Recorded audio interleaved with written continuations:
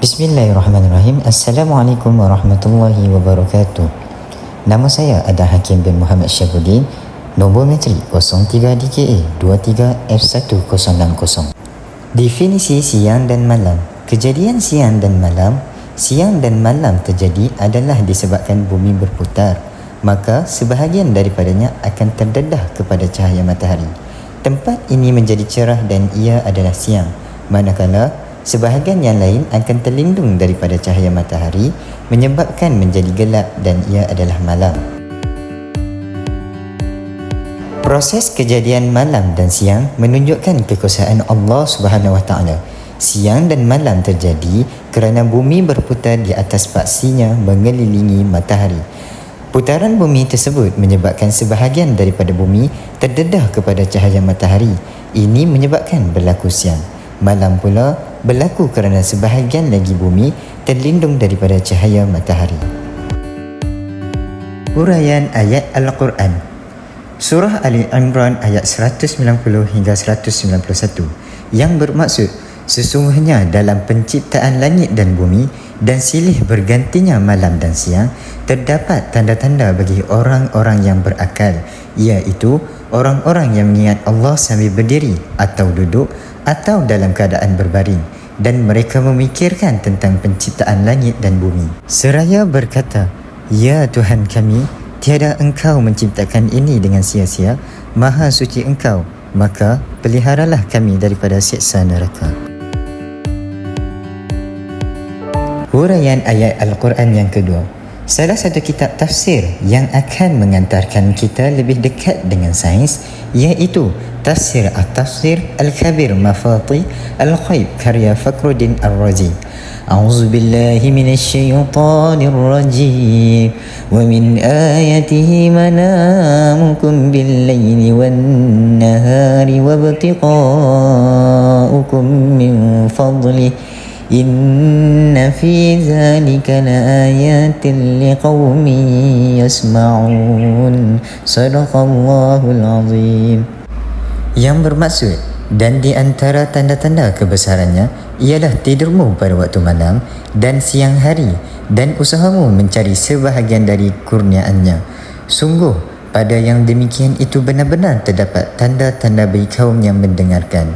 Surah Ar-Rum ayat 23. Huraian ayat Al-Quran yang ketiga. A'udzu billahi minasy syaithanir rajim. Wa ja'alna ayatan nahari mubsiratan litabtaqu fadla. Shadaqallahul azim. Maksudnya, kami jadikan tanda siang itu terang benderang agar kamu dapat mencari kurniaannya. Surah Al-Isra ayat 12. Nama saya Muhammad Syakirin bin Selamat. Nombor pendaftaran 03 DKA 23F 1025. Huraian hadis. Hadis Qudsi. Diriwayatkan dari Abu Hurairah radhiyallahu anhu, beliau berkata, telah bersabda Rasulullah sallallahu alaihi wasallam, Allah telah berfirman, anak-anak Adam, umat manusia mengecam waktu dan aku adalah pemilih waktu dalam kekuasaanku malam dan siang. Diriwayatkan oleh Al-Bukhari dan begitu juga Muslim. Allah Ta'ala berfirman, hai Daud, demi kemuliaanku, tiada seorang hamba yang aku ketahui kalbunya berlindung kepadaku bukan kepada makhlukku di waktu bencana menimpa yang datang dari langit dan bumi, melainkan aku berikan kepadanya jalan keluar. Tiada seorang hamba yang aku ketahui dari kalbunya berlindung kepada selain aku, yakni kepada makhlukku. Nescaya aku putuskan hubungannya dengan langit yang mendatangkan rezekinya dan aku bukakan lubang di bawah kedua telapak kakinya. Dan tiada seorang hamba yang pernah taat padaku melainkan aku diberi dia sebelum meminta kepadaku. Seorang hamba yang pernah taat padaku melainkan aku diberi dia sebelum meminta kepadaku. Kanankan permintaannya sebelum dia berdoa kepadaku dan aku ampuni dosanya sebelum dia meminta ampun kepadaku. Hadis riwayat Tamam dari Abdurrahman bin Ka'ab. Hikmah sesuatu penciptaan. Yang pertama, supaya kita berfikir mengenal kehebatan dan kekuasaan Allah agar kita tunduk dan patuh kepada perintahnya. Yang kedua, supaya otak dan badan kita boleh bekerja pada siang dan rehat pada waktu malam. Yang ketiga, supaya kita boleh beribadat kepada Allah pada malam dengan melakukan qiyamul lail. Yang keempat, supaya tumbuh-tumbuhan boleh melakukan proses fotosintesis untuk menghasilkan oksigen dan mengurangkan karbon dioksida.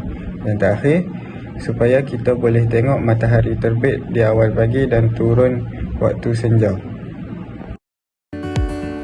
Kebaikan siang dan malam. Allah menciptakan malam sebagai masa untuk berehat semua anggota badan selepas bekerja selama sehari, sama seperti siang hari dicipta untuk memenuhi semua keperluan manusia dengan bekerja, berniaga atau apa-apa aktiviti lain. Ini selaras dengan penjelasan Al-Quran dalam surah An-Naba ayat yang berbunyi, A'udzu billahi minasyaitonir rajim. Waj'alna al-laila libasa waj'alna an-nahara ma'asha. Sadaqallahul azim. Maksudnya, dan kita telah menjadikan malam sebagai dan menjadikan hari siang sebagai tempat untuk mencari nafkah.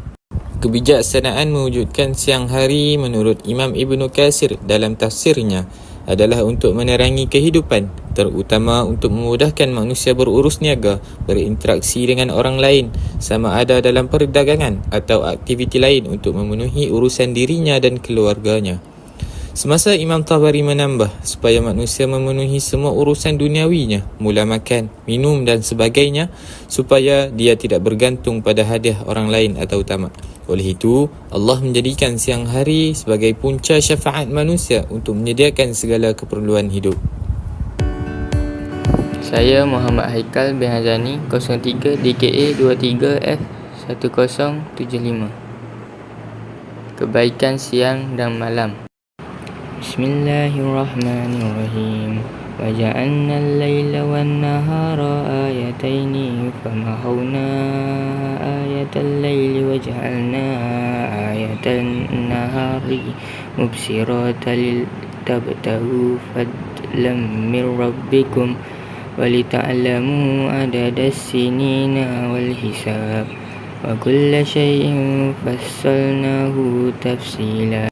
Maksudnya, dan kami membuat tanda-tanda malam dan siang dua, dan kami menghapuskan tanda malam itu, dan kami membuat tanda cahaya siang, bahawa kamu mungkin mencari kurniaan Tuhanmu, dan bahawa kamu mungkin tahu bilangan tahun dan penambahbaikan,